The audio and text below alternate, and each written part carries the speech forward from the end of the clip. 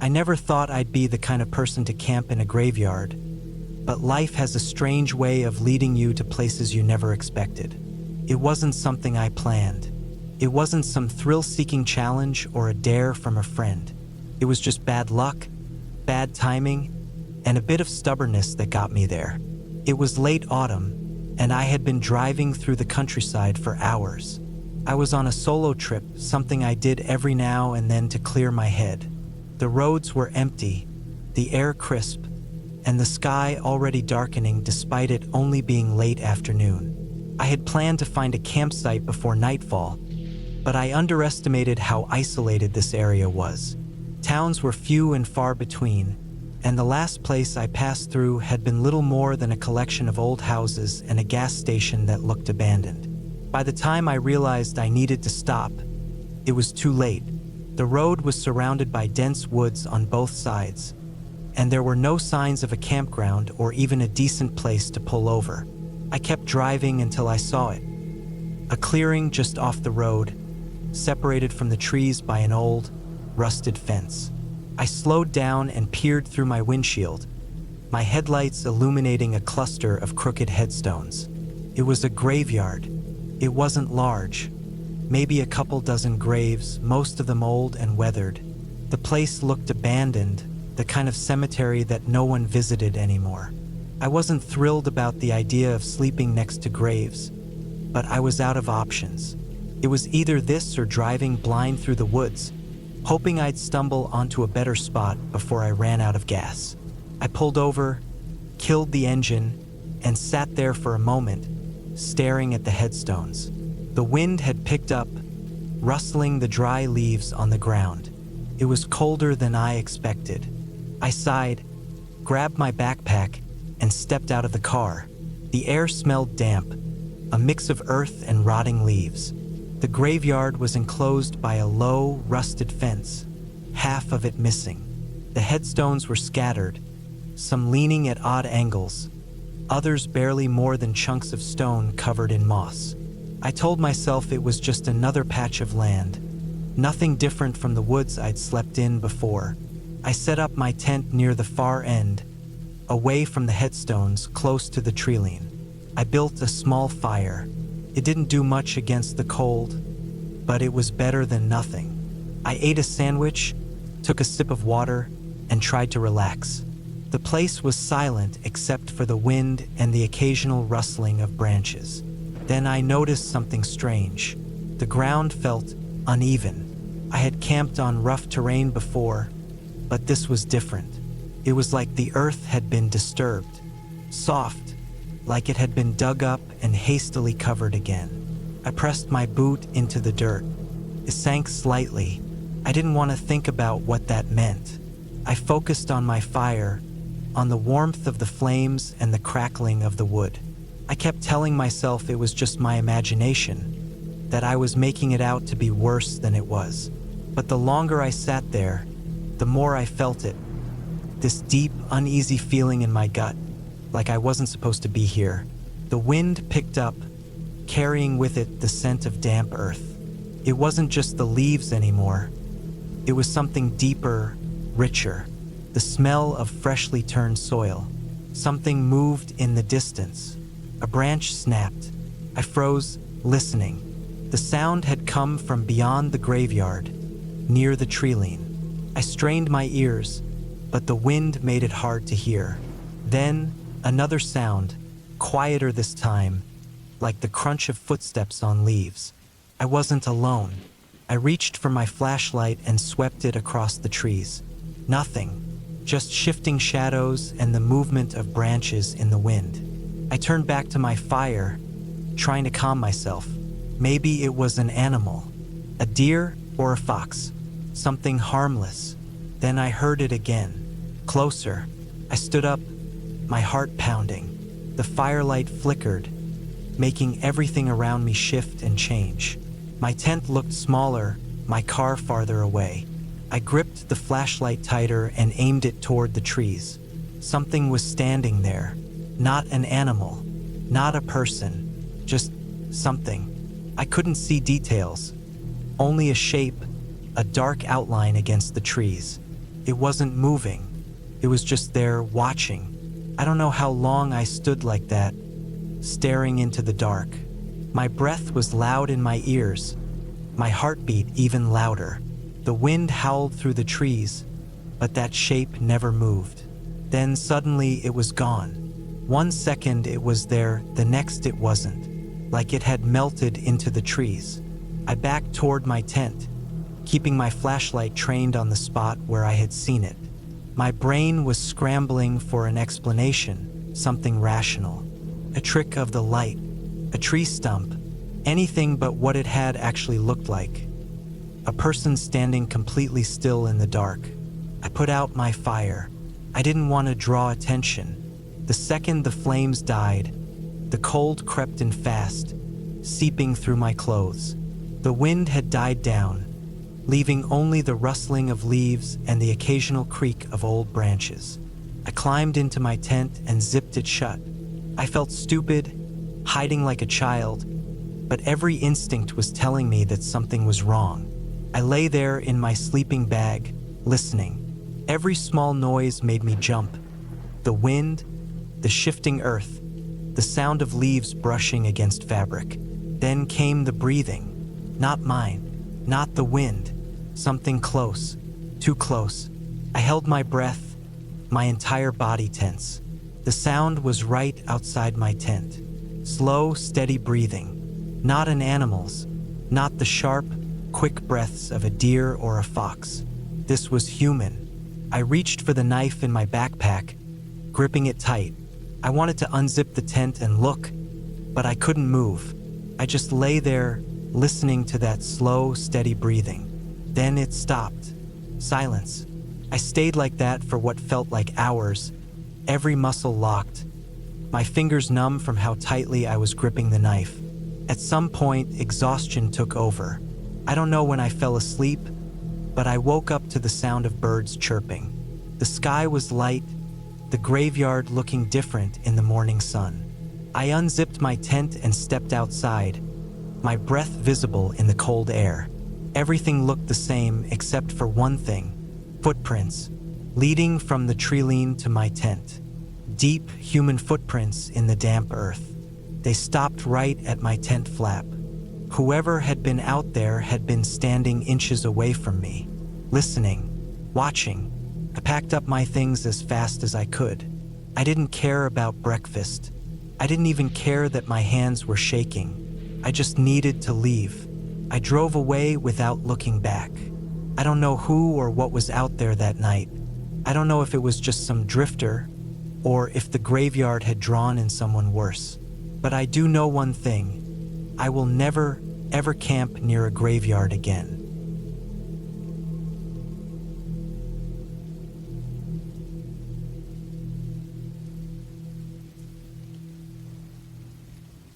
The rain had started earlier than expected.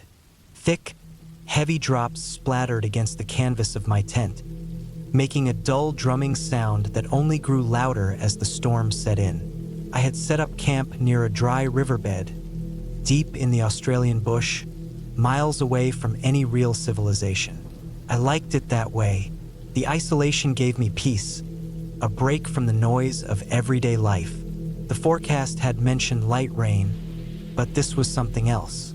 The sky had darkened too quickly, thick clouds blocking out the last of the daylight. My only source of light was the flickering glow of my campfire, but even that was struggling against the wind and moisture in the air. I had spent the evening gathering dry wood, stacking it carefully, but now it all seemed useless. I checked my watch. It was just past 7 p.m., but it felt much later. The air smelled of damp earth and eucalyptus, mixed with the faint metallic scent of wet gear. I pulled my jacket tighter around me, trying to shake off the creeping chill that had settled in as the temperature dropped. My truck was parked a few meters away, partially hidden behind a cluster of low trees. I had driven out here alone, taking the winding dirt road as far as it would go before setting up camp in this clearing. There were no other people around. Not that I had seen, anyway. That was one of the reasons I had chosen this spot. The nearest town was over an hour's drive away, and the only thing surrounding me was bushland stretching in every direction. As the rain picked up, I sat inside my tent, listening. The wind had changed, pushing the storm through the trees with a low, constant howling. I heard the occasional crack of a branch snapping somewhere in the distance, but otherwise, it was just me and the rain. I had camped in worse conditions before, but something about this night felt different. Maybe it was the way the wind carried sounds, or maybe it was just the uneasy feeling that had been creeping over me ever since the sun had set. I told myself it was just my mind playing tricks on me. Out here, with no distractions, the brain had a way of making small noises feel bigger than they really were. I tried to relax, leaning back against my sleeping bag. My flashlight sat beside me, along with my knife, just in case. I always kept it close, not because I expected trouble, but because you never knew what you might run into out here. Wild dogs, snakes, even the occasional wild pig. None of them were things you wanted to deal with unarmed in the middle of the night. The wind shifted again, this time bringing with it a sound that made my skin crawl. It was distant but distinct, something moving through the underbrush. At first, I thought it was the wind shaking the trees, but then I heard it again. Slow, deliberate. I sat up, straining my ears. The rain masked a lot of the noise, but there was no mistaking it now. Something was out there. I grabbed my flashlight and flicked it on, aiming it toward the entrance of my tent. The bright beam cut through the darkness, illuminating the rain as it fell in thick sheets. I hesitated for a second before unzipping the tent and stepping out. The cold hit me immediately, but I ignored it. I scanned the treeline, moving the flashlight slowly back and forth. Nothing. The wind had died down slightly, and the night was still except for the constant patter of rain on wet ground. I turned, aiming the flashlight toward my truck. Everything looked normal. The trees, the riverbed, the scattered pieces of firewood I had stacked earlier.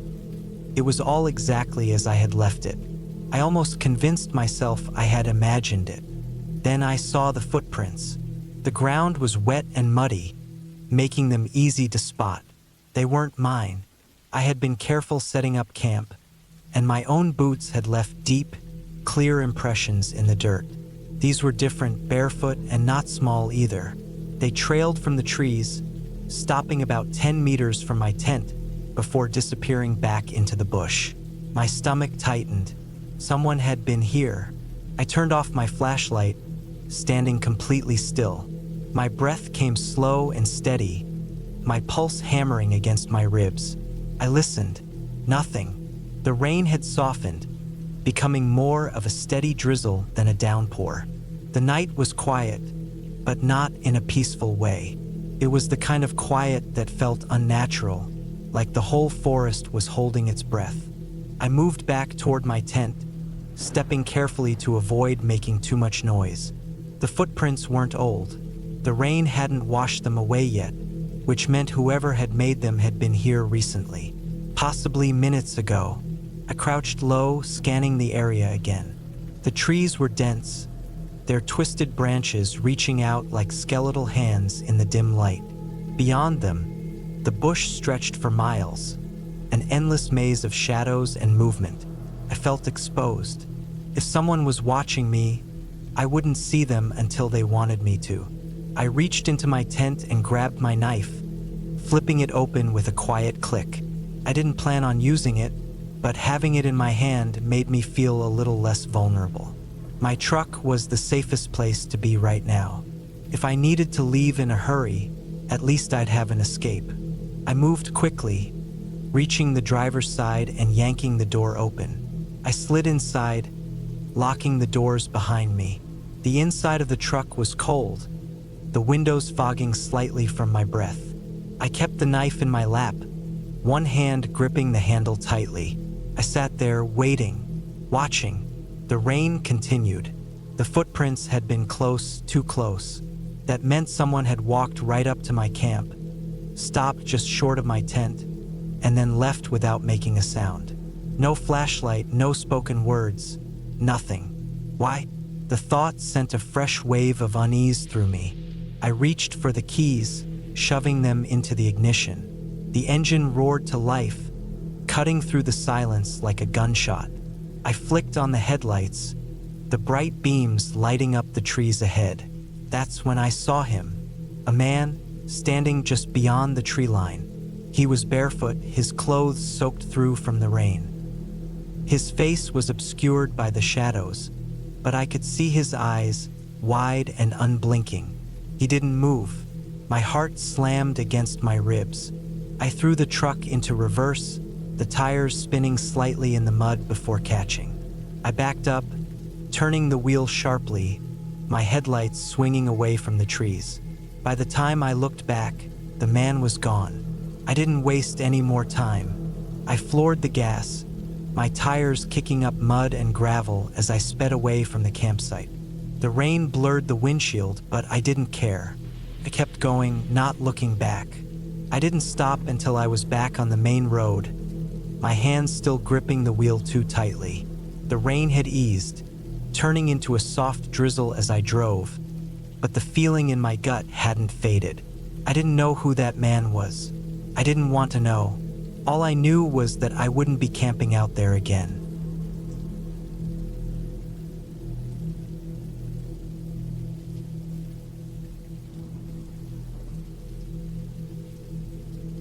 Hunting had always been something I enjoyed, not just for the hunt itself, but for the quiet isolation that came with being deep in the woods. I had been on plenty of trips, but the one that sticks with me, haunts me really, was a trip I should have never gone on. It was late September, and the weather was just starting to turn. The mornings were crisp, the afternoons mild, and the evenings cold enough that a fire felt like a necessity rather than a luxury. My friends and I had planned this trip months in advance. We had picked a spot deep in the wilderness of Wyoming, a place one of us had hunted before and swore was rich with deer. It was the kind of area where you wouldn't see another soul for miles. That was the appeal. There were 4 of us, me, Jason, Tom, and Will. We weren't new to this. We knew how to pack properly, how to prepare for any situation, and how to stay safe in the woods. But all the planning in the world can't prepare you for the things you don't see coming. The drive out took nearly 6 hours. The last 2 were on rough dirt roads that rattled our truck so badly I was sure we'd have to reassemble it when we stopped. Eventually, we reached the trailhead. From there, it was another 4 miles of hiking with all our gear on our backs. The weight was something we were used to, but the terrain was unforgiving, uneven, filled with roots and rocks and steep in places. We reached our chosen campsite just before sundown. It was a small clearing nestled between thick trees with a decent-sized stream about 50 yards away. It was perfect, isolated, quiet, maybe too quiet. We set up our tents, got a fire going, and cooked a quick meal. The first night was uneventful. We sat around the fire, ate, and talked about what the next few days would be like. Jason swore he had seen massive bucks in this area before, and Tom was already planning how he was going to haul his kill back to the truck. When we finally crawled into our sleeping bags, exhaustion took over, and I slept like a rock. The next morning, we woke early, ate a quick breakfast, and split into pairs. Jason and I headed north, while Tom and Will went south. The plan was simple: scout for signs of deer, mark good spots, and hopefully take a shot at something if we had the chance. The woods were dense, and the further Jason and I hiked, the more uneasy I felt. There was no real reason for it at first. I just couldn't shake the feeling that something was off. It wasn't until we found the first carcass that I realized why. It was an elk, or what was left of one. The body was torn apart, the ribs exposed, the flesh ripped in ways I had never seen before. This wasn't the work of a hunter. This wasn't even the work of scavengers. It looked fresh, like it had been killed within the last few hours, yet there were no tracks around it, no prints, no drag marks. Just the body, torn open in the middle of the forest. Jason knelt down, inspecting it. Neither of us spoke for a while. I think we were both trying to rationalize it. A bear, maybe, but bears don't leave kills like this. They eat, they drag their food. This was something else. We should head back, Jason finally said. I didn't argue. We returned to camp earlier than expected. Tom and Will weren't back yet, so we waited. When they finally arrived an hour later, they had nothing. No signs of deer, no fresh tracks. They hadn't even heard anything moving in the woods. That was strange. This deep in the wild, you should at least hear something, squirrels, birds, something. But there was nothing. That night, we barely spoke. The second day was colder. A wind had picked up overnight, and the trees swayed with an eerie groan. We decided to stay closer to camp. None of us said it out loud, but I think we all felt uneasy. We found more carcasses that day. A deer this time, or what was left of it. The same brutal tears in the flesh, the same absence of tracks around it. It didn't make sense. We barely hunted that day, felt pointless. The woods felt wrong. That night, as we sat around the fire, the feeling of being watched was impossible to ignore. The darkness beyond the glow of the flames felt heavier, like it was pressing in on us. We all noticed it. None of us said anything, but then we heard it. It was faint at first, a rustling in the trees, too deliberate to be the wind. Then came the snapping of branches, slow and steady, like something was moving toward us. We shined our flashlights in the direction of the sound, but there was nothing there. It went on for hours. The sound would come and go, moving around us, circling us. Whatever it wasn't an animal. Animals don't move like that. They don't linger just out of sight. We didn't sleep that night. By the third morning, we had made up our minds we were leaving. There was no argument. We packed quickly, eager to get out of there. But as we were taking down our tents, Jason stopped. He was staring at the ground. There were tracks in the dirt leading up to our camp. They weren't ours. They were long, deep imprints like someone or something had been standing there watching us. We moved faster. The hike back felt longer than before. The weight of our packs was nothing compared to the weight of the fear pressing on us. The whole way we felt it.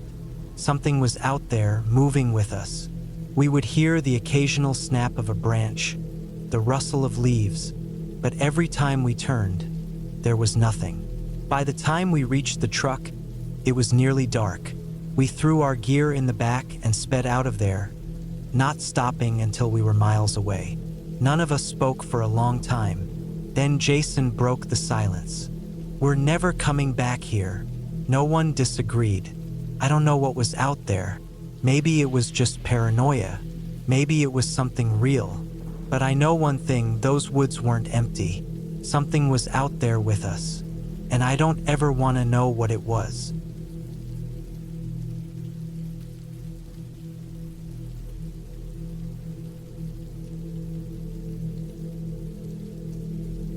I was never the type to be afraid of the woods. I grew up around them, spent my childhood exploring the dense trees behind my house, and later took up hunting and camping as hobbies. The solitude never bothered me. In fact, I liked it. It was a break from the noise of everyday life. But that trip, the one I took alone in the summer of 2018, changed the way I looked at being alone in the wild. I had planned a 4-day camping trip deep in the woods of northern Minnesota. I chose a remote spot, far from any marked trails, a place I had found on a map years ago but had never gotten around to visiting. I wanted to be completely off the grid. No cell service, no people, just me and the wilderness.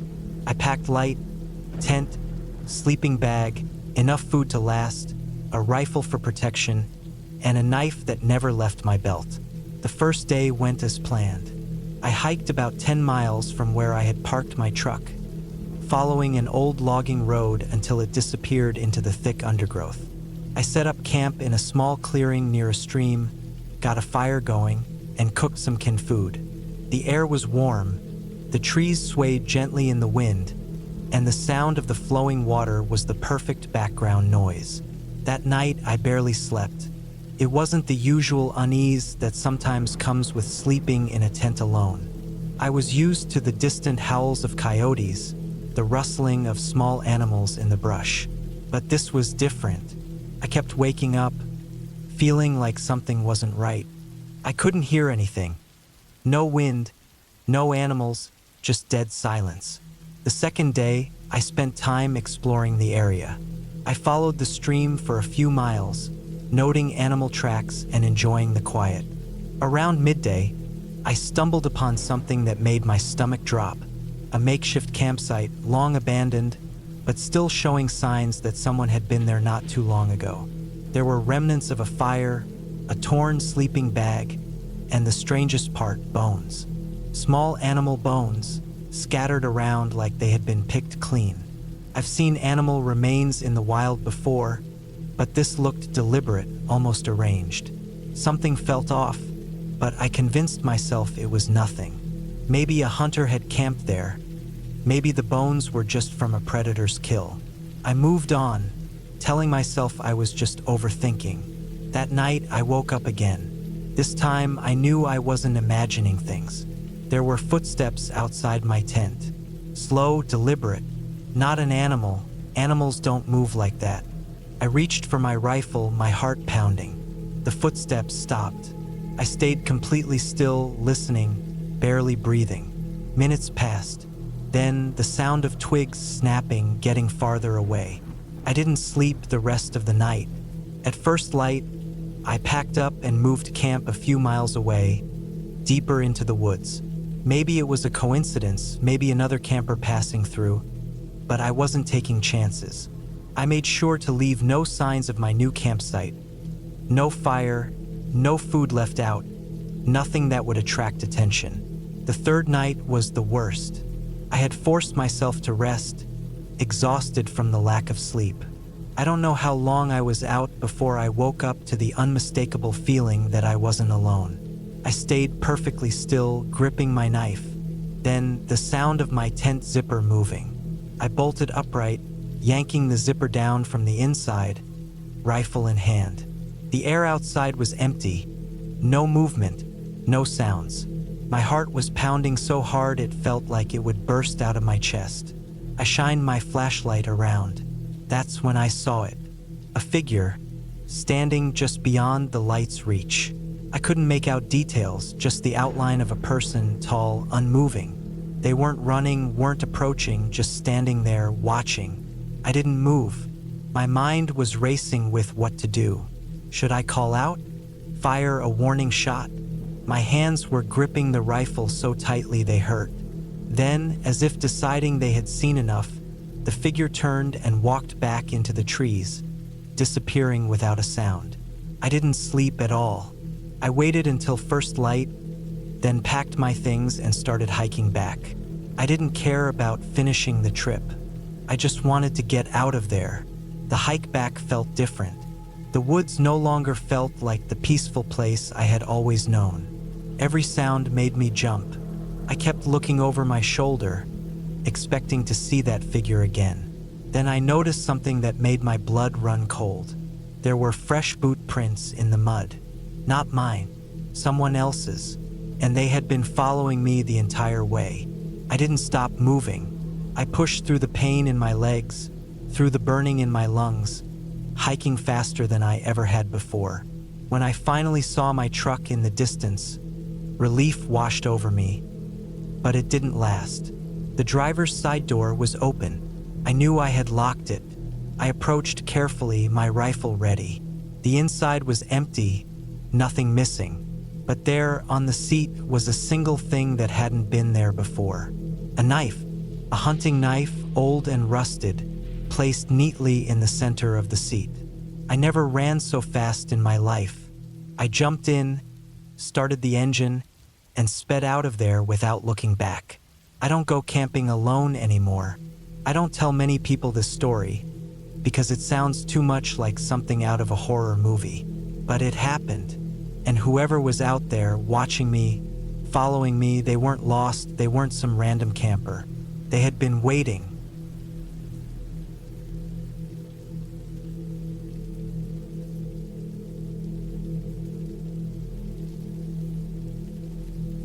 I remember the first time I went camping alone in France.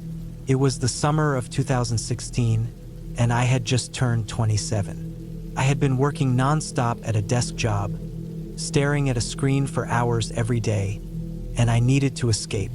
I didn't have anyone to go with me. Most of my friends were busy, and I had broken up with my girlfriend a few months earlier. I thought it would be a good idea to take a break, get some fresh air, and just be out in nature for a while. I had planned a 3-day camping trip deep in the woods near a small town called Foy, in the south of France. It wasn't a big tourist area, and that's exactly what I wanted. A quiet, isolated spot where I wouldn't have to deal with crowds. Just me, my tent, and nature.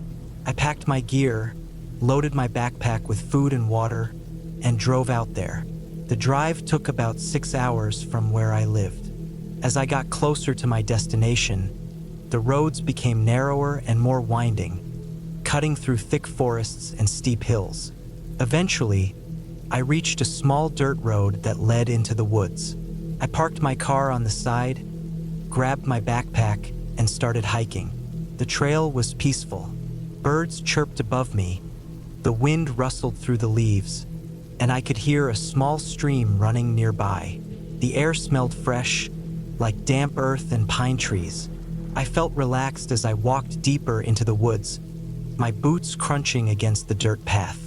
After about 2 hours of hiking, I found a clearing that seemed perfect. It was flat, surrounded by trees for shelter, and had enough space for my tent. A small, shallow stream ran nearby, so I had access to water. It was perfect. I set up my tent, unpacked my gear, and made a small fire. As the sun started setting, I sat down on a log and ate some canned food. The woods became quieter as darkness crept in. The occasional hoot of an owl and the distant rustling of animals moving through the underbrush were the only sounds. I felt at ease. The first night passed without any issues. I slept well, waking up only once to the sound of a distant howl, probably a fox. When morning came, I made some instant coffee on my small camping stove, ate breakfast, and spent the day exploring. I hiked through the forest, followed the stream for a while, and even found a small waterfall. It was peaceful. That night, things started to feel different. As I sat by the fire, eating another simple meal, I got the feeling that I wasn't alone. It wasn't a noise that made me feel that way, just an odd, creeping sensation, like someone was watching me. I scanned the woods around me, but I didn't see anything unusual, just trees and shadows. I shook it off, finished my meal, and got into my tent. The night was quiet at first, but a few hours later, I woke up suddenly. I wasn't sure what had woken me. The fire outside had burned down to embers, and the tent was pitch dark. I lay there listening. Then I heard it. Footsteps. Not animal footsteps, human footsteps. Slow, deliberate, crunching softly against the forest floor. I held my breath, my heart hammering in my chest. The footsteps stopped. I listened for what felt like an eternity, but I didn't hear anything else. Just the wind moving through the trees. I told myself it was my imagination. Maybe I had heard a deer or a wild boar. I tried to go back to sleep, but it took me a long time. The next morning, I felt uneasy. I checked around my campsite but didn't find anything out of place. No tracks, no signs of anyone being there. Still, the feeling of being watched hadn't left me. I spent the day trying to enjoy my hike, but I couldn't shake the paranoia.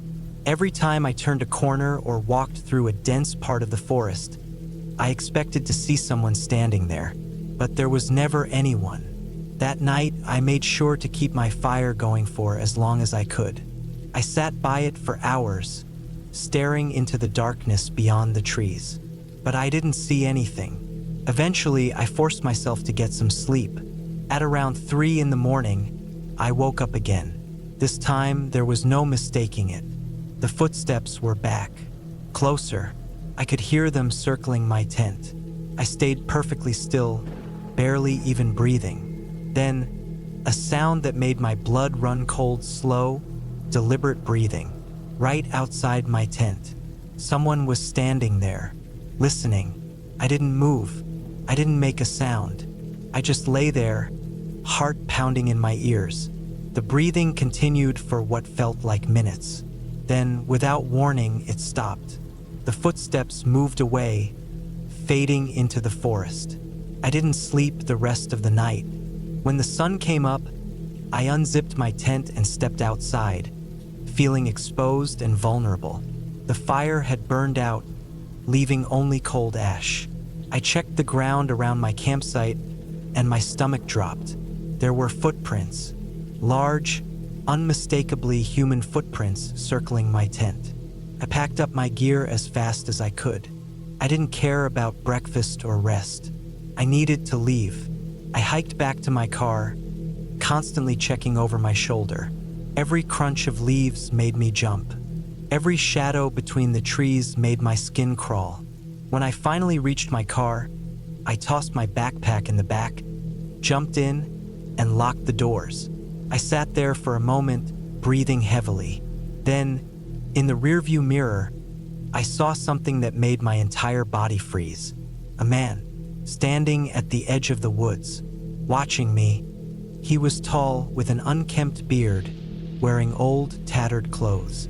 His face was pale, his eyes dark, and he was smiling. A slow, eerie smile. I didn't wait. I started the car and sped down the dirt road, not stopping until I reached the nearest town. I checked into a small motel for the night, but I barely slept. I never went camping alone again, and I never forgot the way that man smiled at me, like he knew something I didn't, like he had been waiting for me to leave, like it had been a game to him, a game that almost ended differently.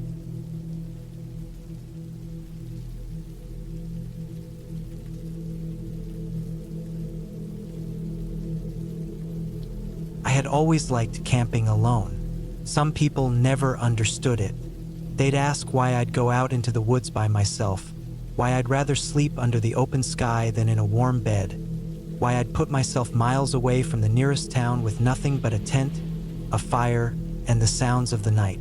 The truth was, I liked the quiet. No cars, no people, no phone calls. Just me, the trees, and the wind. That's why I went out to Cold Creek that October. Cold Creek wasn't much of a place. Just a small river running through a dense patch of forest in northern Idaho. It wasn't part of any national park, and it didn't have any hiking trails. That was why I liked it. No crowds, no tourists, no groups of kids blasting music by the fire. Just a stretch of empty woods where I could pitch my tent, fish for trout, and spend a few nights away from everything. I'd been there once before, a couple of years back. It was about a 4-hour drive from where I lived. This time, I planned on staying for 3 nights. I brought enough food and gear to last me, along with my rifle. Not that I expected to need it, but when you camp alone, you don't take chances. I arrived around noon, parked my truck at the end of a dirt road, and hiked a couple of miles into the forest. The leaves were changing, the air was crisp, and the only sounds were the crunch of my boots and the distant rush of the creek. It was perfect. I found a good spot near the water, set up my tent, and gathered some firewood. By the time the sun started dipping, I had a fire going, and I sat back with a can of beans, watching the flames. That first night was quiet, peaceful. I woke up a few times, listening to the wind rustling through the trees, but nothing felt off. The second day was just as calm. I spent most of it fishing and exploring a bit farther up the creek. The fish weren't biting much, but I didn't mind. I had packed enough food, and I just enjoyed being out there. That night, though, things started to feel different. I was sitting by the fire, eating dinner, when I got this strange feeling. It wasn't anything obvious, just a kind of pressure in the air, like I was being watched. I told myself it was nothing, probably just my imagination.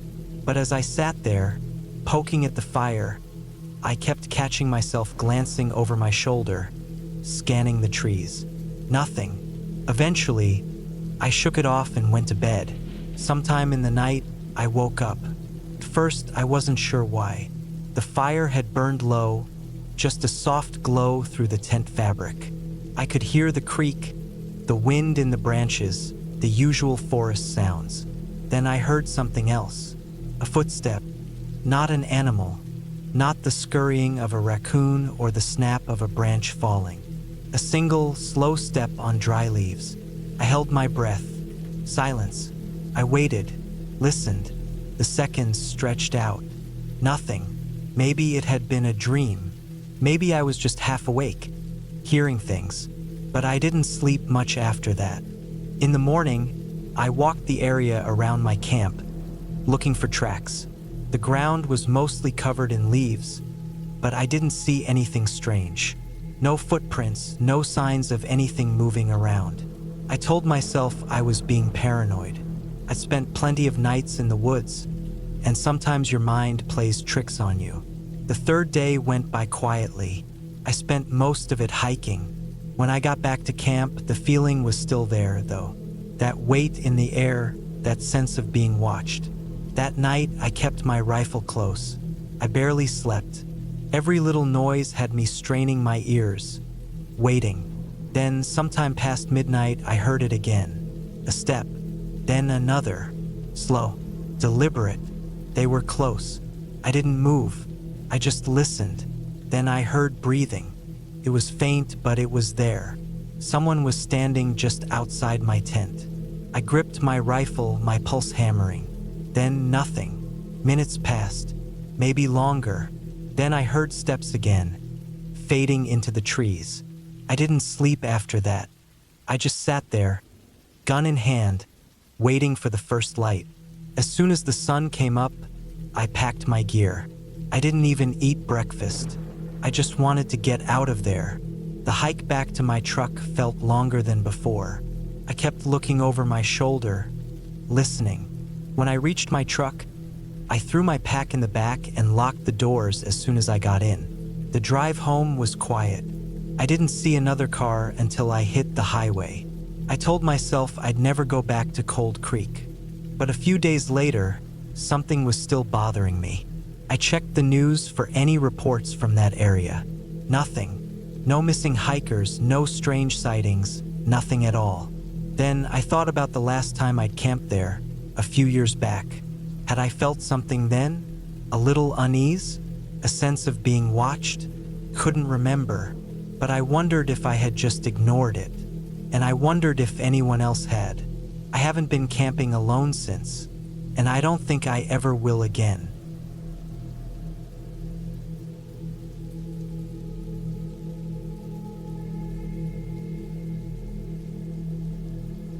I have never been the kind of person to get scared easily. I've spent years camping, hiking, and hunting in the wilderness. I know how to handle myself in the woods, and I know what's normal and what isn't. But this trip, this one trip, changed everything for me. I still think about it sometimes when I'm alone at night, and it still makes my stomach turn. It happened back in 2015. I had taken some time off work and decided to go on a solo camping trip for a few days. It wasn't my first time going alone. I had done it before plenty of times, and honestly, I enjoyed the peace and quiet. I packed my truck with all the gear I'd need: tent, sleeping bag, food, rifle, everything. The plan was to head to a remote spot in the mountains, a place I had camped at a couple of times before. It was deep in the forest, away from the usual hiking trails, and far from any main roads. That's exactly why I liked it. No people, no noise, just me and the wilderness. I left early in the morning and drove for about 5 hours. The last stretch of the drive was on an old dirt road, barely wide enough for my truck. Trees lined both sides of the road, tall and thick, making it feel like I was driving through a tunnel of green. I hadn't seen another car for over an hour, which wasn't unusual. Most people didn't come out this way.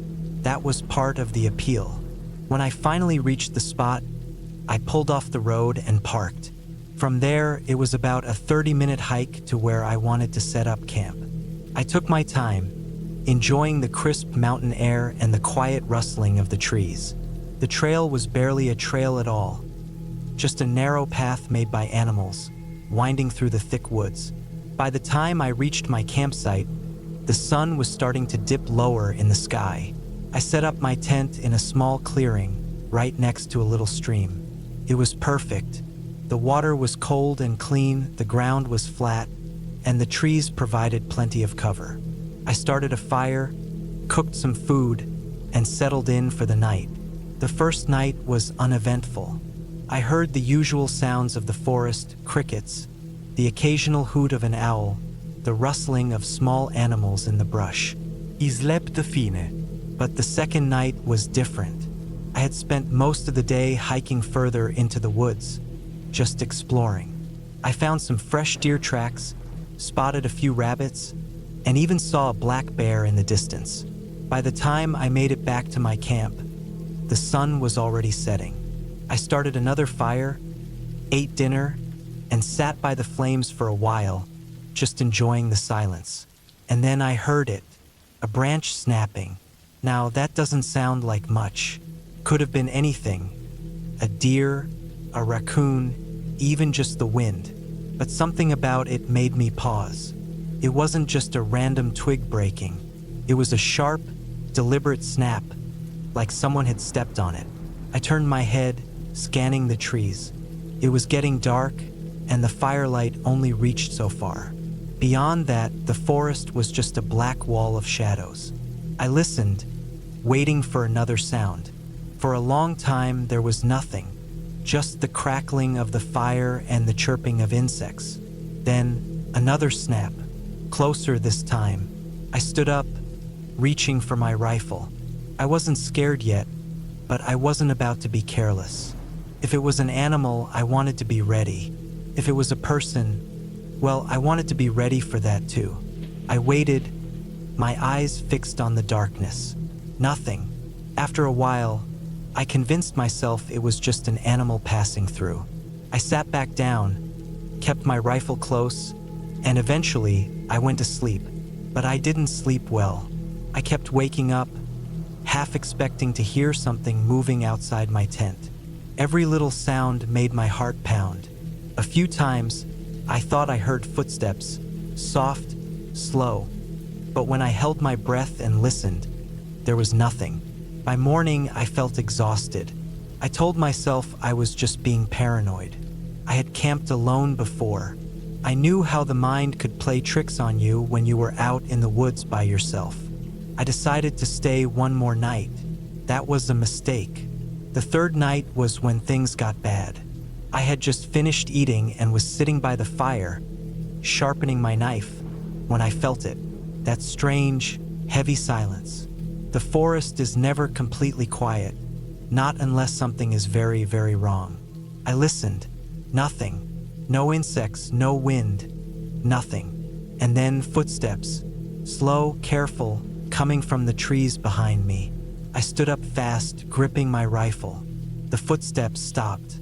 I turned, scanning the darkness.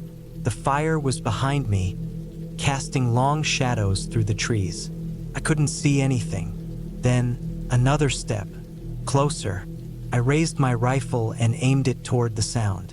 "I know you're there," I said out loud, even though I knew no one was going to answer. Silence. Then, just barely loud enough to hear breathing. I can't explain how I knew it was breathing, but I did. It wasn't the wind, and it wasn't my imagination. Someone or something was standing just beyond the firelight, watching me. I didn't wait. I fired a shot into the darkness. The sound exploded through the trees, echoing like thunder.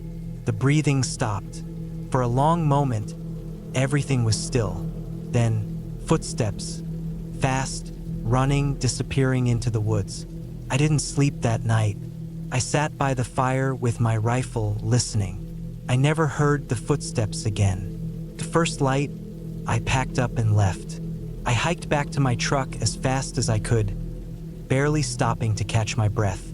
When I reached the road, my truck was exactly where I had left it. But there was something wrong. The driver's side door was open, I know for a fact that I had locked it. I always do, but now it was wide open. I checked inside. Nothing was missing, but my glove compartment was open, and my map was lying on the seat. Someone had been in my truck. Someone had gone through my things.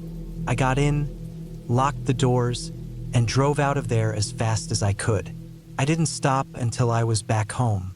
I still don't know who was out there that night. I don't know if it was some stranger living in the woods, or if it was something worse. All I know is that I was not alone, and I don't camp alone anymore.